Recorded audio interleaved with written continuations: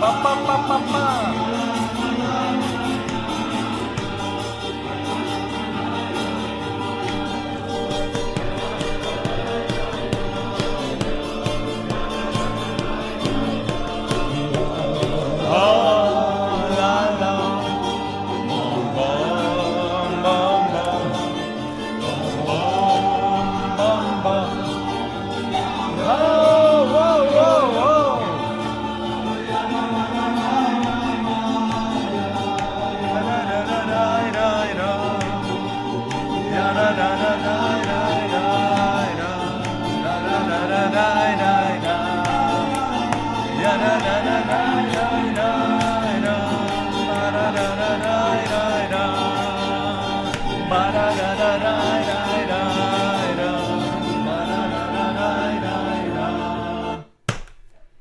Thank you, Moshe Storch. And our minion at Beis Midrash Hancock Park. Continuing our journey through that halal we did on Hoshana Rabbah. How's everybody doing? Are you staying sane? Are you forcing yourself not to doom scroll all day long? It's no good for your health. Informed? Yeah, we got to be informed. Do we need to consume the news all day long? No, we do not. Side of the darkness. But speaking of the news, I will say one thing. We're continuing our work in post-production on the movie. Right now, most of the visual effects are done, and our composer is doing a phenomenal job. As the music comes in, we cut it in, we create screeners that various people have to look at. But each time, we make some adjustments to the movie, and then I need to upload the video for, potential distributors or other people in our business that need to see it. I need to watch down the whole movie to make sure that no error crept into it somewhere along the line in the output process, etc. It's just part of doing my due diligence. And we just had an example in the news of the need for people to do due diligence. Tragically, a hospital in Gaza was struck by a rocket, and Hamas reported that it was an Israeli rocket and that 500 people were killed. And worldwide media breathlessly ran with the story. And it was a lie. Of course, it was a lie. First of all, it's unknown how many people actually died and whether the hospital was destroyed or not. But let's say that that's true. The evidence showed very quickly, didn't even take a lot of digging, the actual footage from Al Jazeera showed it, that it was their own rocket. Right? It was their own rocket. Islamic Jihad fired the rocket that destroyed or at least greatly damaged its own hospital. And then they report to the world that Israel did it. It's just a typical story. And now they're saying a malfunction of that rocket. I wonder, since it is absolutely the strategy of this corrupt leadership of Hamas to hurt their own people, to kill their own people in order to win the PR battle, as it were. And the reason they like winning that PR battle is not so much because of their ideals, because they're ideologues. It's because historically and consistently, when they win that PR battle, the world feels so sorry for the trapped people in that area that money pours in, aid pours in to help the poor Palestinians rebuild their homes and infrastructure, etc. And where does that money end up?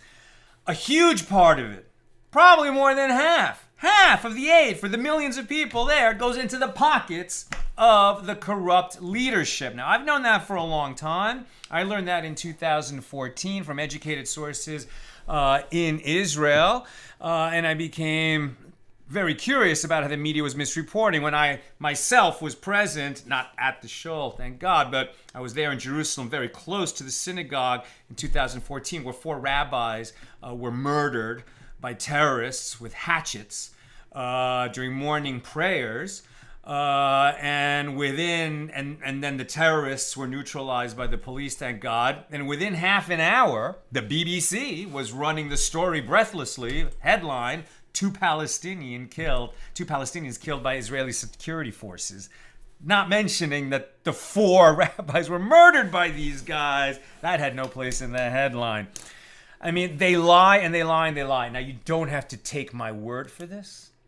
I highly recommend you Google this fellow, Mossab Hassan Youssef, who is the son of one of the founders of Hamas, who spent time, almost 3 years, in an Israeli jail for activities, throwing rocks at soldiers and other insurgent activities. And finally came to understand what was really going on. And the way he describes it is that the Hamas leadership are the shepherds and the people of Gaza are the sheep, and that the shepherds, rather than care for the sheep, guard the sheep, protect the sheep, right? Which the tradition of the shepherd in Judaism is so strong, right? King David was a shepherd. Abraham was a shepherd. Moses was a shepherd. But as Mossab Hassan Youssef describes, the shepherds of Gaza sacrifice their sheep, send their people to be killed for exactly what I said. You can hear from his mouth, to get the sympathy of the world and the aid to pour in and the money to go into the pockets of the leadership. And that's why somebody like Yasser Arafat at his death was worth close to $1 billion, personal fortune. Really? They don't live in Gaza. The leader of Hamas right now doesn't live in Gaza. This is very typical for that corrupt leadership. Why would anybody listen to these people? But that's the narrative. Do your due diligence. I wish the media would do theirs, but since they don't do their due diligence, you must do your due diligence. Always get your news from multiple sources. And then hopefully by listening to multiple sources, you can sort of triangulate, interpolate, and figure out what's really going on. All right. Who's in the house? Yehud in South Carolina, Bill in mid-Missouri. Sharon in New Jersey, Bella in Florida, Paul in the Great Northwest, Guy in Ohio, Melissa in Great Neck, Shandor in the Bronx, Jonathan in Ventura County, Stephen in New Hampshire, Lucy in Minnesota, Paul in Minneapolis, Carla in Brazil, Pam in Oregon, Tom in PA, Joe in the Inland Empire, Paul in Chicago, Jonathan, now a discussion about what I was talking about, also welcoming Aoife in Florida, and Marjorie. Welcome, everybody. We are working our way through chapter 3 here in Tractate Kiddushin, the 20th volume of the Talmud. Our daf today is Samech Daled, page 64. We open near the top and we start a new Mishna, Mishna number 9, here in chapter 3. If a father says, I betrothed my minor daughter to someone, or I betrothed her to someone and accepted her divorce when she was a minor, right? A betrothal, to break it off, requires a divorce. So I betrothed her and accepted her divorce while she was still a minor. And she is still a minor at the time that he makes this statement. Then he is deemed credible to render her forbidden to all other men, if he's saying that she's betrothed. Because that would be that meaning if she's betrothed, it's like being married in the sense that she's prohibited to all other men. She's only going to become permitted to her husband when they actually get married.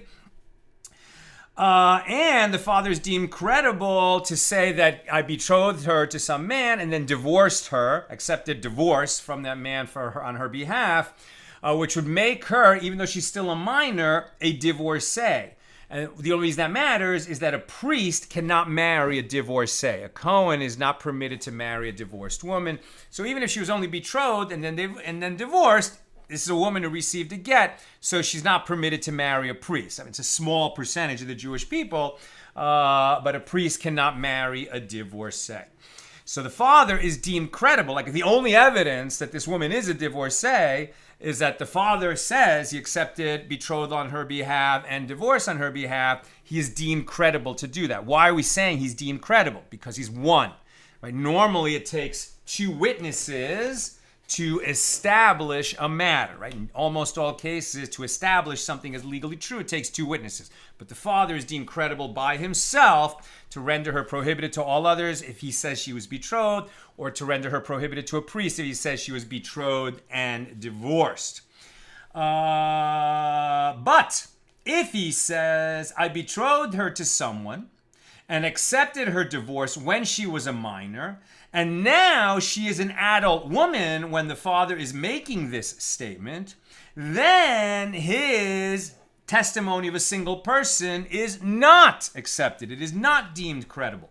And likewise, if he says she was taken captive, to be talking about this right now, she was taken captive and I redeemed her, he is not deemed credible to disqualify her from marrying a priest, whether she was a minor girl or an adult woman. A priest also can't marry a woman who was taken captive and presumably raped. The Gemara on this, and before we go any further, please God,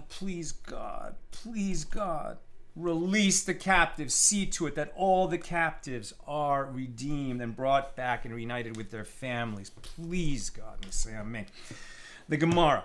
What is different in the first clause of our Mishnah, and what is different in the latter clause? Why is the father deemed credible when she is a minor, if he makes this statement and she's still a minor, but not to make this statement when she is an adult, or to testify that she was taken captive? And the Gemara answers, in the first clause, right, where he testifies about that she was betrothed while a minor, and she's still a minor when he says it, or betrothed and divorced while a minor, and she is still a minor when he says this, that's when he's deemed credible. But if she's already become an adult and he's saying that this happened while she was a minor, then he's not deemed credible, right? So what is different in the first clause of the Mishnah, and what's different in the latter clause that the father's deemed credible only in the first part of our Mishnah? And the Gemara answers, in the first clause, it is still in his power to betroth her, right? A father can betroth his daughter while she's a minor. Once she's an adult, she betroths herself. It's no longer any of his business.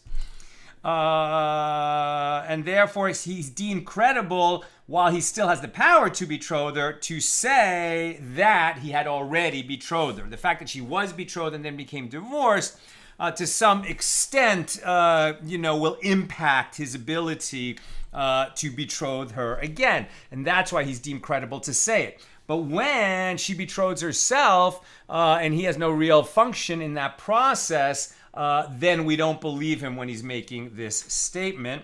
We would need two witnesses to establish the matter.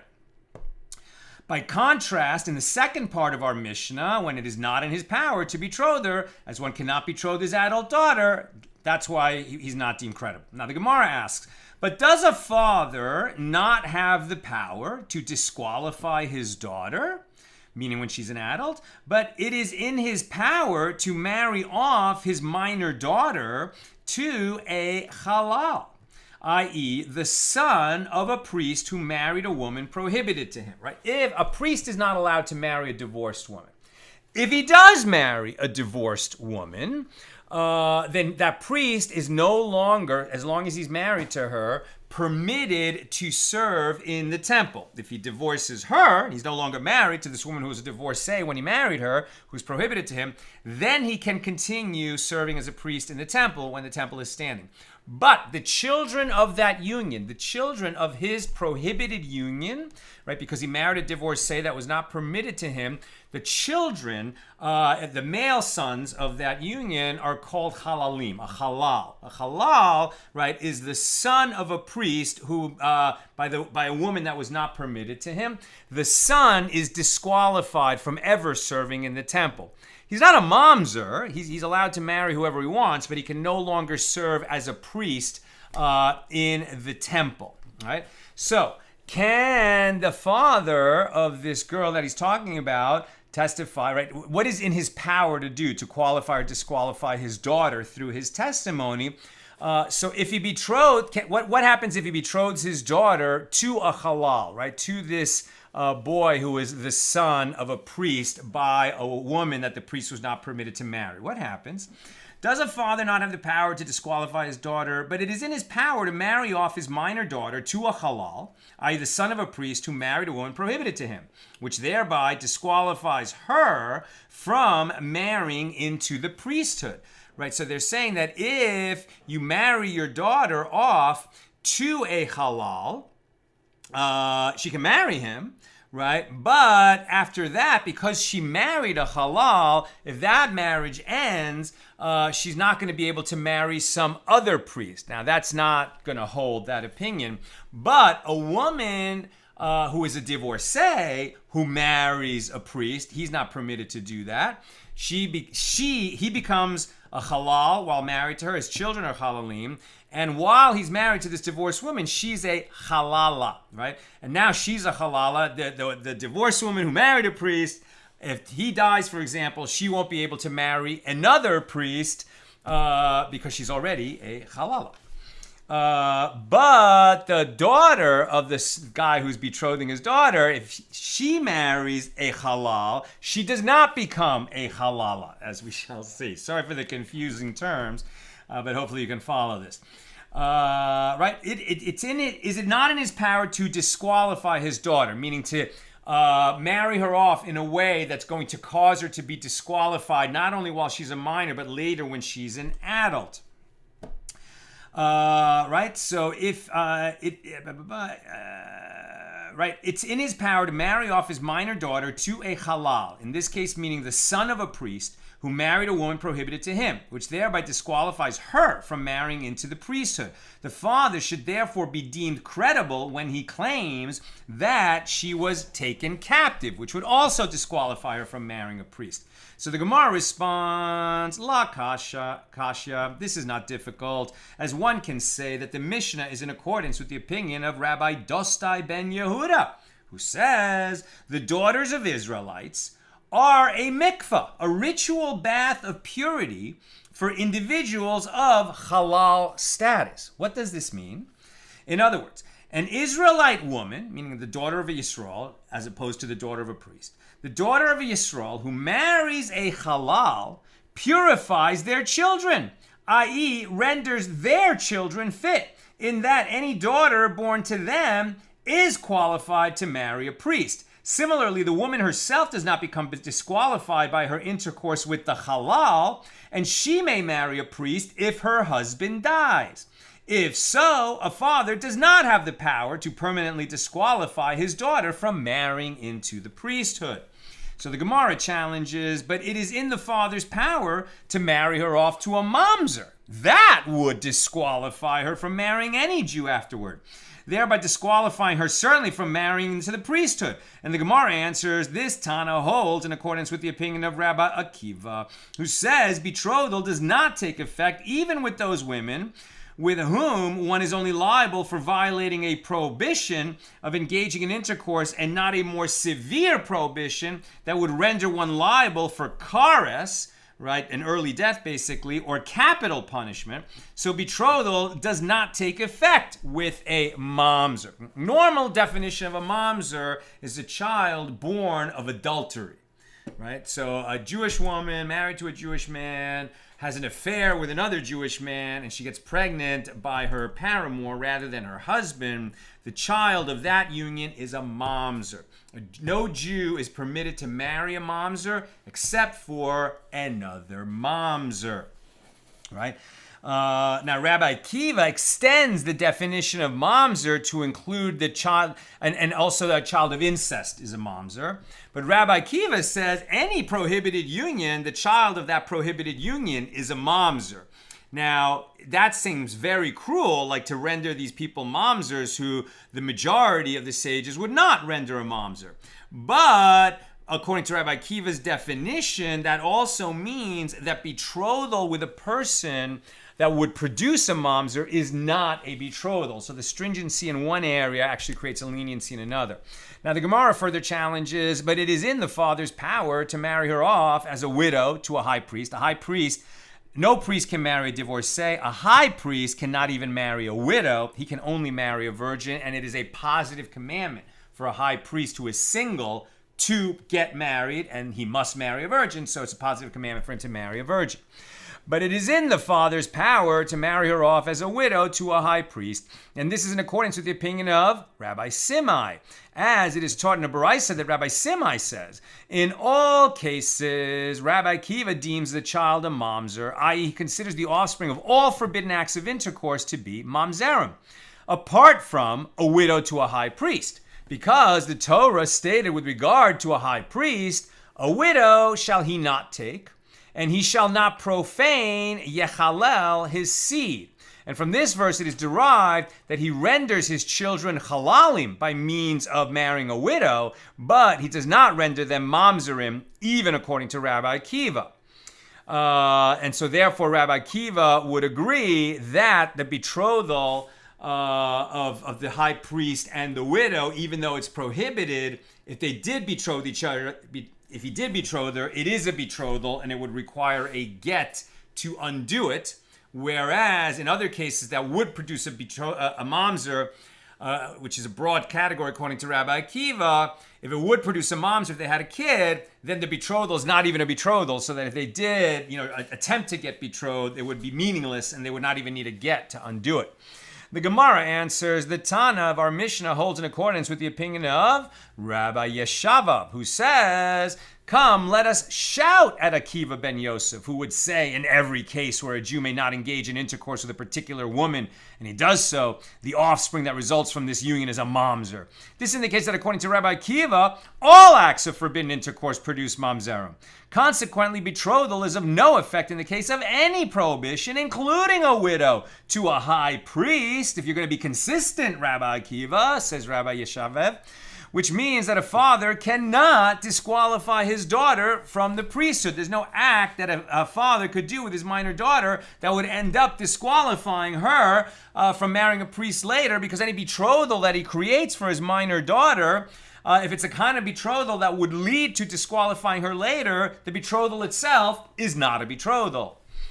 The Gemara asks, okay, then this Mishnah could work out well, even according to the opinion of Rabbi Yeshava, if he states a reasoning of his own, i.e. he states an independent statement critical of Rabbi Akiva's ruling that the child of any illicit union is a mamzer. So then the ruling of the Mishnah is well, as it is a categorical statement that applies to all illicit unions. But if he comes to exclude the reason of Rabbi Simai, meaning that he means to take issue with the ruling of Rabbi Akiva in the specific case mentioned by Rabbi Simai, that of a widow to a high priest, then Rabbi Yeshavav too concedes that according to the opinion of Rabbi Akiva, betrothal does take effect in a case where a positive mitzvah is violated by the betrothal. So accordingly, it is in the father's power to marry her to those with whom intercourse renders them liable for the violation of a positive mitzvah, as Rabbi Akiva's principle does not include cases of this kind. Now, Rav Ashi says, and how can you understand it this way, if you understand it at all? Can it be that the reason for the law in the first clause of the Mishnah is because it is in his power? Although it is in his power to betroth her, right? A father can create a betrothal for his minor daughter. Is it in his power to divorce her? We've been talking about whether we believe the father, whether he's deemed credible as a single witness to establish that his daughter was betrothed or that she was betrothed and then divorced. But if we're talking about betrothed and then divorced, okay, it's in a father's power to betroth his minor daughter to some man. It'll be in her power to accept that betrothal later and turn it into marriage or not. But a father can betroth his minor daughter. It's never done anymore, by the way. This is just how it was done in the ancient world. But is it in a father's power to divorce his minor daughter?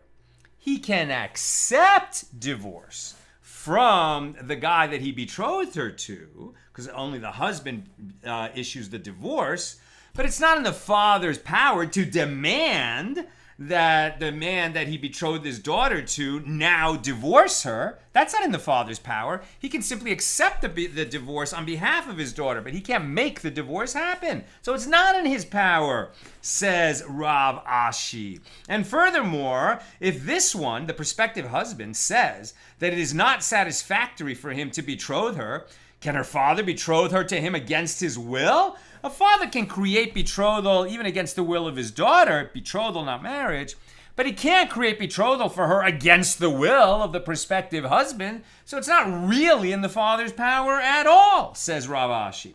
Rather, in the first clause of our Mishnah, the reason that we accept his testimony about this is that the merciful one believes him in accordance with the opinion of Rav Huna.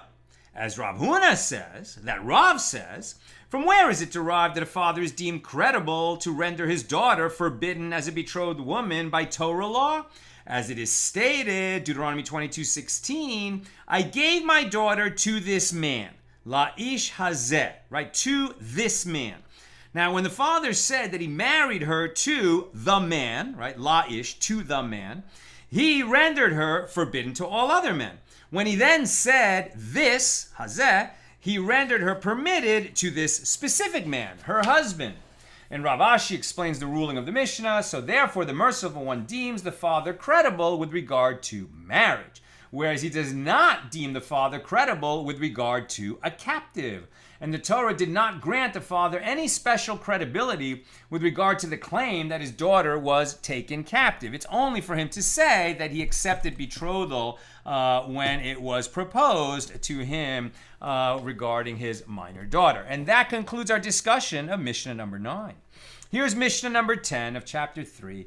With regard to one who said at the time of his death, I have children, in which case his wife does not require levirate marriage after his death because he left a brother and she thought he was childless. And then he says on a deathbed, you know what, before we got married, I was married briefly and I had a child. She never knew. He says it on his deathbed. Do we believe him? With regard to one who says at the time of his death, I have children, in which case his wife does not require levirate marriage with his brother, that man on his deathbed is deemed credible. But if he said on his deathbed, I have brothers. You didn't know I have a brother, but I have a brother. We didn't have children, so now you have a yibum obligation to my brother that you didn't even know about, and you're going to have to perform chalitza with him before you can go free and marry whoever you want. About this kind of a statement, the man on his deathbed is not deemed credible. So you see, this is actually a very feminist position of the rabbis, in the sense that we believe the husband on his deathbed to free her from a yibum obligation, but we don't believe the husband on his deathbed to obligate her, right, with a yibum obligation that, he says, I have a brother, sorry you didn't know who he is or where he lives, but now that I'm going to be dead, you're not going to be able to marry anyone until you find that long-lost brother of mine and have a chalitza performed with him. Until then, you can't remarry. We don't believe him. And that's the Mishnah. Here's the Gemara. Apparently, one can infer from the Mishnah that a husband is deemed credible to render his wife permitted, but he is not deemed credible to render her forbidden. And the Gemara suggests, shall we say, that the Mishnah is therefore not in accordance with the opinion of Rabbi Nassan. What does Rabbi Nassan say? As it is taught in a baraisa, if someone said at the time of his betrothal that he has children, but at the time of his death he said that he does not have children, or if he said at the time of his betrothal that he does not have brothers, and at the time of his death he said he has brothers, in both cases he is deemed credible to render her permitted, i.e. to release her from the obligation of levirate marriage on the basis of his earlier statement, right? When he says he said he did have kids earlier, you just don't know about them. Later he contradicted his own testimony, but we believe his first statement, which leaves her permitted to marry other men. And likewise, if he said at the beginning, he says, I don't have any brothers, and then later on his deathbed he says, oh, I do have a brother, long-lost brother, which would contradict his first statement. We don't believe the deathbed statement. We believe the earlier statement, which leaves her permitted to go remarry. But Rabbi Nassan says he is deemed credible but he is not deemed credible to render her forbidden based on his last claim. This is the statement of Rebbe, right? Rabbi Yehuda Hanassi. Rabbi Nassan says he is deemed credible even to render her forbidden. So Rebbe will make sure that the wife ends up permitted to remarry. Rabbi Nassan says, sorry, that's not what the law says. Rava says There, in this Baraisa, where there was an earlier statement and a later statement, a statement at the time of betrothal, and then was contradicted by a statement the guy made on his deathbed, that's the Baraisa. There in the Baraisa, it is different, since at the time of his death, he retracted his initial statement. Therefore, one can say that it is likely that he spoke the truth. In general, however, he is not deemed credible to render her forbidden. Abaye said to him, and isn't it all the more so that he should be deemed credible in this case? Right? When he retracts an earlier statement, shouldn't we believe him all the more? And Abaye elaborates. Now consider, if there, where he weakens his previous statement, as he now says the opposite of his earlier claim, and nevertheless you say that he spoke the truth. Now, in the case of our Mishnah, where he's not contradicting any earlier statement, he's simply revealing on his deathbed information that was previously unknown to the wife, is it not all the more so that he should be deemed credible, even if it's going to render her prohibited to go and remarry without, first finding the brother and performing chalitza with him. Rather, Abaye said the Mishnah is referring to a case where we do not have a presumptive status with regard to possible brothers of his, and likewise, we do not have a presumptive status with regard to his children. We have no reason to assume he has brothers or doesn't have brothers, has children or doesn't have children. The court has no prior knowledge as to whether the dying man has brothers or children. As we say, since we do not have a presumptive status with regard to either children or brothers, if he said, I have children, we believe him. Whereas if he said, I have brothers, he is not deemed credible. Why? Because it is not in his power to render her forbidden to everyone, counter to the presumption that he has no brothers. By contrast, the Baraisa is referring to a case where we have a presumptive status that he has brothers, but we do not have a presumptive status that he has children, although no full-fledged testimony has been submitted for either claim. As in that case we say and apply the logic of, why should I lie? In other words, if he were lying, he would have stated a more credible claim or performed an action achieving the desired result. And the Gemara explains, for what reason is he saying that he has children or that he has no brothers, if not to exempt her from a yavam, but if so, he can say to her instead, I exempt you by means of a get, right? If he's trying to just get her off the hook, well, he could do it even easier by saying, here's your get, you're now divorced. Right? He's on his deathbed. If he's thinking through, I don't want her to have to go through the problem of having a yibum obligation to my long-lost brother, just give her a get, and then she's totally free of that obligation. She'll be a divorcee rather than a widow when this man finishes dying on his deathbed. Since that option is available to him, why would he lie about saying that actually he has no brothers or actually he does have children earlier, so she has no yibum obligation? Why would I lie? In light of the above explanation, the Gemara clarifies the dispute in the Baraisa. Rabbi Yehuda Hanasi, Rebbe, maintains that the claim of, why would I lie, is considered like the testimony of witnesses, and witnesses can come and uproot a presumption. Therefore, he does not have the power to contradict his previous claim and say that he has no children and render her forbidden at the time of his death. And Rabbi Nassan maintains that, why would I lie, is considered like a presumption, not like testimony of witnesses. It's just like a presumption. And a presumption cannot come and uproot another presumption entirely. As a result, he is deemed credible even for the purpose of rendering her forbidden, i.e., if he says at the time of his death that he has no children, the earlier presumption that he had brothers but no children is reinstated. And that concludes our pretty quick discussion of Mishnah number 10. We are on 64b and now Mishnah number 11 here in chapter 3. In the case, and we've seen this Mishnah before, in the case of one who betroths his daughter to a man without specification, i.e. without specifying which of his daughters he meant, then the grown women are not included among those who might be betrothed, since he does not have the right to betroth them. In other words, if he has several daughters, right, and some of them are still minors who are in his power to betroth, and some of them are adults who are not in his power to betroth, then when he says, I betrothed my daughter, and I'm not sure which daughter I betrothed, we don't even think about the adult daughters because he doesn't have the power to betroth them. We only talk about the minor daughters. With regard to one who has two groups of daughters, from two women. This guy was married twice, right? From his first marriage, let's say he had 3 daughters, and from his second marriage, he had 3 daughters. He's got 6 daughters, 2 sets of 3. 3 from the first wife, 3 from the second wife.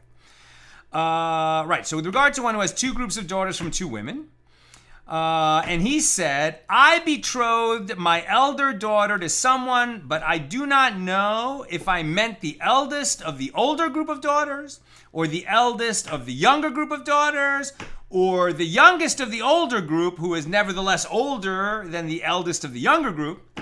In this case, all the daughters are forbidden except for the youngest daughter of the younger group. This is the statement of Rabbi Meir.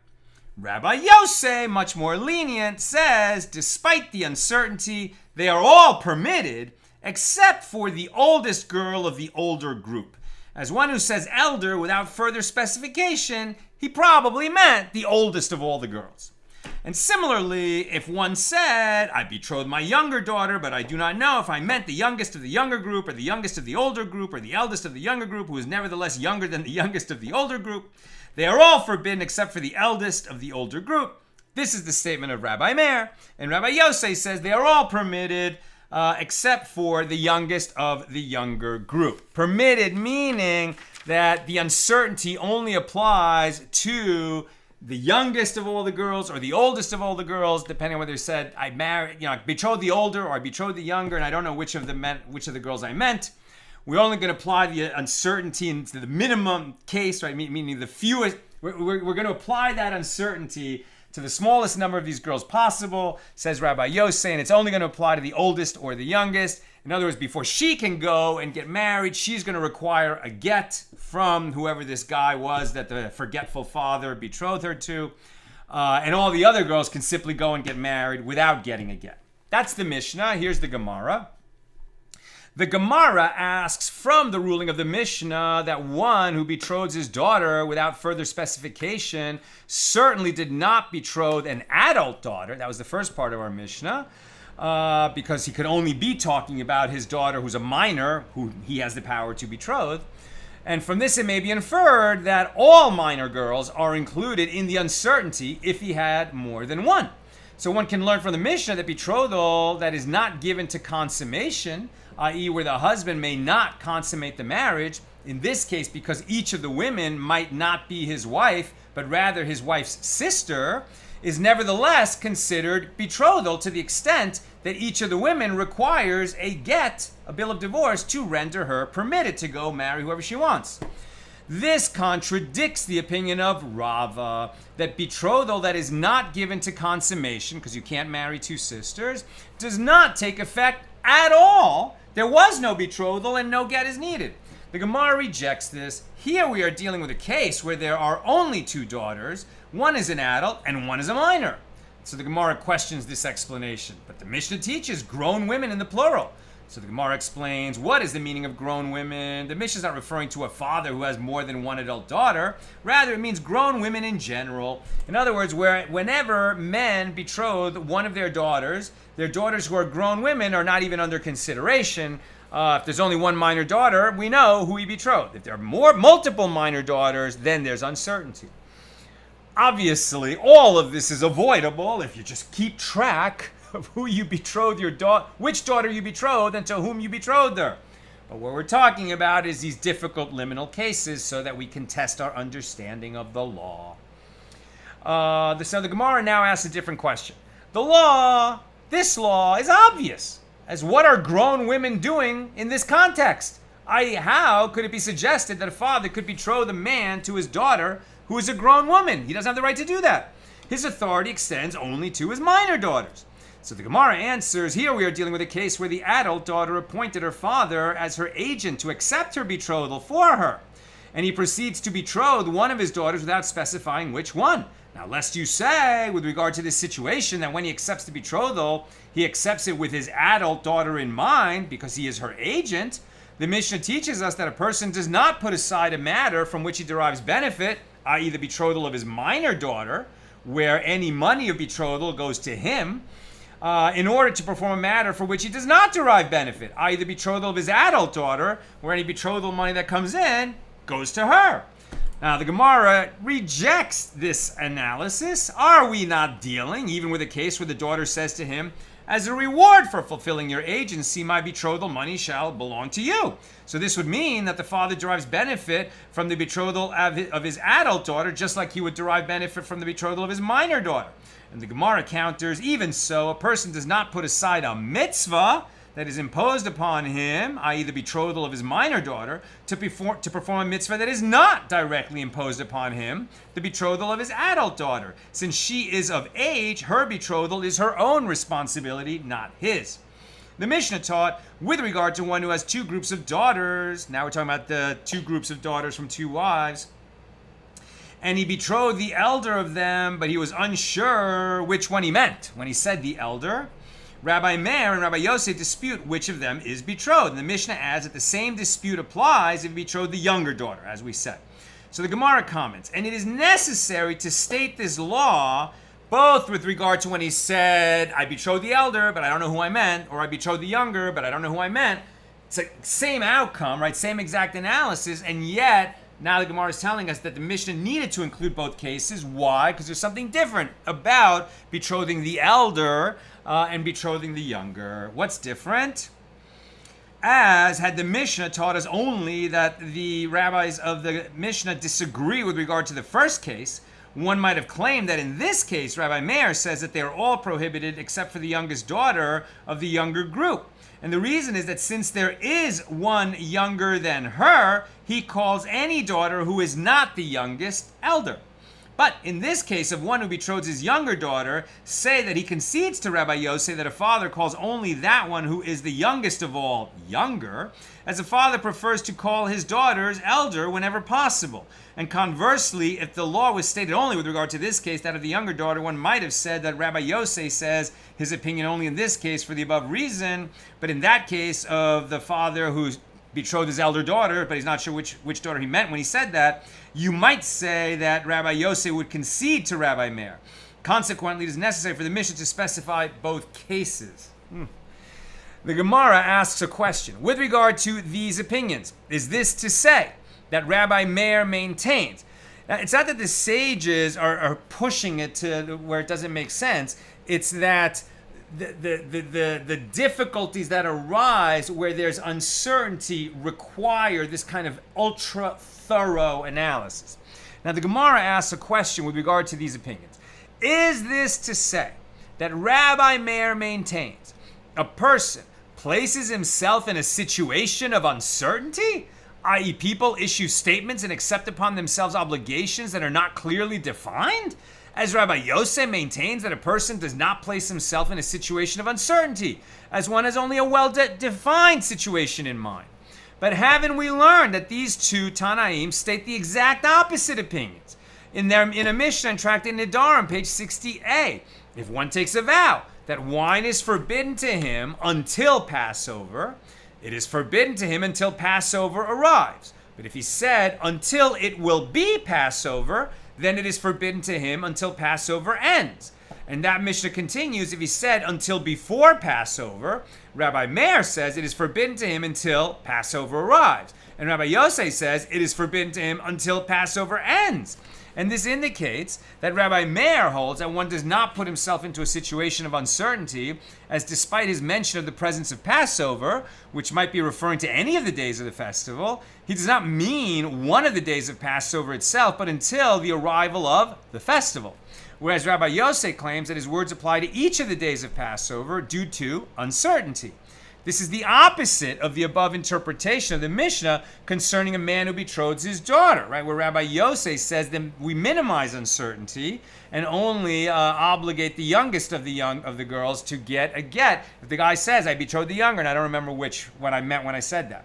Rabbi Hanina bar Rav Dimi says that Rav says the attribution of the opinions is reversed. That way, Rabbi Yosef and Rabbi Meir would be consistent across the two Mishnahs. And it is taught likewise in a Baraisa that this is the principle with regard to any vow that has a fixed time, i.e. it applies until a set date, and one said until before that date. Rabbi Meir says that the vow lasts until the date ends, and Rabbi Yosef says until that date arrives. So the opinions in this Baraisa are in accordance with the suggested emendation of the Mishnah in Tractate Nedarim, which would then square it with our Mishnah here. Abaye said this dispute between Rabbi Meir and Rabbi Yosef applies to two groups of girls, as Rabbi Meir maintains that all of them can be called elder, except for the youngest of the younger group, right? Elder or older. Like, would you say my older daughter? Like, if you have 6 daughters, right, and you said my older daughter, what do you mean? Do you mean your oldest, right? But you didn't say oldest, you said older. So who could be included in that statement? Rabbi Yosef would say, maybe all. Rabbi Meir would say all of them you could have meant all of them, but you certainly didn't mean the youngest. So that's the only one for sure is clear. Rabbi Yosef would say people, if they have 6 daughters, and he said, and somebody said, I betrothed my older daughter, what he meant was his oldest, right? That's the difference between Meir and Yosef in this. Right, Abaye said this dispute between Rabbi Meir and Rabbi Yosef applies to 2 groups of girls, as Rabbi Meir maintains that all of them can be called older, except for the youngest of the younger group. But with regard to one of the groups, i.e. if all the daughters share the same mother, then everyone agrees that when the father says older or elder, he means the actual eldest one, and when he says younger, he means the actual youngest daughter. As for the middle daughter, she is clearly not called elder or younger, rather he calls her by her name. Rav Ada Bar Matana said to Abaye, if that is so, with regard to one who said, I betrothed my elder daughter, the middle daughter of the younger group should be permitted, right? She was clearly not included in this statement, as he would have called her by her name rather than referring to her as the elder one. And the Gemara answers, well, here we are dealing with a case where there are only 2 daughters, an adult woman and a minor girl, but no middle daughter. So the Gemara adds, and so too it is reasonable that this is the case, as if it is so, that there is a middle daughter, let the Mishnah teach its law with a direct reference to her as well, as the uncertainty also applies to this daughter. In other words, the Mishnah should have stated, and I do not know if it was the middle of the younger group of daughters. And the fact that the Mishnah does not refer to this daughter indicates that there are only 2 women in each group. It's not that there's 3 daughters by the first wife and 3 daughters by the second wife, but rather 2 daughters by the first wife and 2 daughters by the second wife. And the Gemara rejects the suggestion, but according to your reasoning, the middle one of the first group is definitely included in the uncertainty and is forbidden to the prospective husband. And yet, does the Mishnah teach its law with a direct reference to her? Very close to done. Questions or comments, please get them in. We're actually on page 65a right now, but I'm just going to finish this discussion because we're about to reach Mishnah number 12, which is where we'll pick up tomorrow. So let me just finish the discussion of Mishnah 11. The Gemara questions this argument. How can these cases be compared? There it taught its law with a direct reference to a daughter who is younger than the middle daughter of the older group. And that daughter is mentioned for a prohibition, as the Mishnah states that the uncertainty applies even to the youngest of the older group. And if so, the same is true of this middle daughter, who is older than the youngest of the older group. I.e., it is evident that the same uncertainty applies to her, and therefore there is no reason to mention the middle daughter of the older group.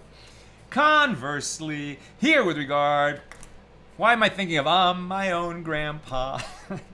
Conversely, here with regard to the younger group, if it is so that there is uncertainty with regard to the middle daughter and she is forbidden, the Mishnah should teach its law with a direct reference to her, as one might think she is excluded from the uncertainty because she is not the eldest. Consequently, the fact that the Mishnah omits all reference to the middle daughter from the second group proves that the second wife only had 2 daughters.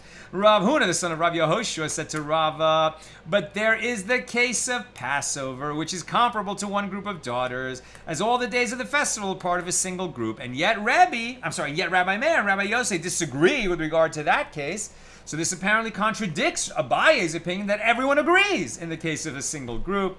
So Rava said to him, there they disagree with regard to the general usage of language. In other words, their dispute in that case does not concern the basic issue of whether or not one places himself in a position of uncertainty.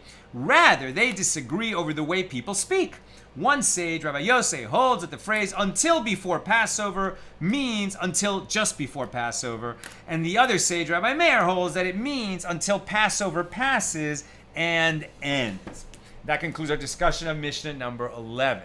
And what you see, right, is because they have to give halachic rulings about very serious matters, right? Like if there's a possibility that a girl became betrothed, that her father betrothed her to someone, so she can never get married until she gets a get. And if that guy is missing, went away, we don't know where he is, he's not dead, but he's not coming back, and he's not free to give the get, or he won't give it, that poor girl can't get married, right? That's if the betrothal was created. But when the father said, I'm not sure which of my girls are betrothed, I said I betrothed the elder, but I'm not sure who I meant when I said that, right? Obviously, people need to speak clearly, but if they don't speak clearly, we have to figure out what they meant, right? We have to figure out what they meant, and that's why they're digging so deeply to ascertain what really happened, so that this girl can be permitted to marry, or if she's not permitted, that we understand why she needs to get a get, and we get it done, right? Okay, that's what I've got for us today. Let me take some questions or comments here on Kiddushin 64. Tom, can a halal serve as a Levite? Is he still entitled to the tithes of the Levites? That's a great question, right? Tom is asking, since a Cohen is a Levite in the sense that the Kohanim are a subset of the tribe of Levi, the Levites, so he's disqualified from serving in the temple because he's a halal, because either he married a divorced woman that was not permitted to him, or he's the son of such a union. But he's still a Levite, and he's not disqualified as a Levite just because he's a halal. So I would assume that yes, he could collect the tithe of the Levite and serve as a Levite. Can he serve as a Levite who serves in the temple, right? There are Levites who served in the temple, the singers and all kinds of other tasks that they did on behalf of the priests. I don't know. Maybe he's disqualified from that. I don't know the law offhand. Great question. Joe, if the man betrothed to the minor daughter gave the father the get, wouldn't the father have it? Is the information not shared with the Beis Din at the time, making it common knowledge? Right. He should have it, maybe he lost it. But wasn't it given in the presence of witnesses? Because if it wasn't, what was it a get? And maybe this is why we say, yes, but a father is deemed credible in certain situations to say that a betrothed and to say that he accepted the get. Even though he's a single witness, there are, special exception for the right of a father. But as we see, it's for the purpose of being lenient, not for the purpose of being stringent with the girl. Ifa, might there be financial differences between widows versus divorced women? Might that be the reason a dying man lies to stay married but release his wife from yibum? Absolutely, good analysis, very cogent. And I think that probably what they would say is one situation could be imagined as commonplace, and the other situation would seem very rare, and the rabbis issue decrees for things that happen often and not for things that are rare. Maybe. I'm not sure. Good question. Jonathan, I am not sure about today's teaching. I only retain daughters are either Passover or a mikveh. Very good. Very good. Hopefully we learned a little more than that. What we retain, listen, we're going, through the whole Talmud in 7.5 years. 7.5 years sounds like a lot, but to go through the whole Talmud, we're racing through, right? And we are not expected to remember everything we learn. But I think all of us, right, by being here every day, are certainly learning to ask questions better. We do retain principles. We retain certain halachas that we see over and over again. And you'd be surprised how much you've learned and picked up through this journey. That's what I have for today. Just a quick heads up. We'll have class tomorrow, Thursday, and Friday, and Saturday night. But I'm going to be away next week. So next week, you're going to be on your own. There won't be class from Sunday through Thursday. There'll be class this Saturday night, and then we'll be off as a class until the following Friday because I'm going to be out of town. But I'll announce that again. At any rate, there is class tomorrow and Friday and